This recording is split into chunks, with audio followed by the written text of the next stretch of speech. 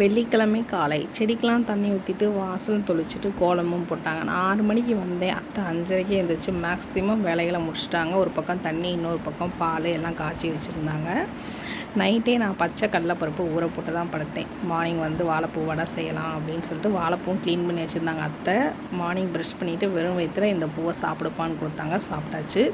Morning பிரேக்ஃபாஸ்ட்டுக்கு நல்லா முறுமுறுன்னு தோசை. அதை நான் அப்படியே சமோசா தோசை மாதிரி தம்பிக்கு செஞ்சு கொடுத்து தேங்காய் சட்னி அரைச்சி வச்சாச்சு. நெக்ஸ்ட்டு வாழைப்பூ வடையும் நல்லா கிறிஸ்பியாக சூப்பராக வந்துருந்துச்சுங்க.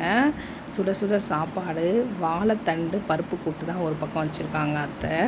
சாப்பாடும் பருப்பு கூட்டும் அவங்க செஞ்சாங்க. வாழைப்பூ வடை மட்டும் தான் நான் ப்ரிப்ரேஷன் பண்ணேன். உண்மையிலே பருப்பு வடை இன்றைக்கி அமோகமாக வந்திருக்கு.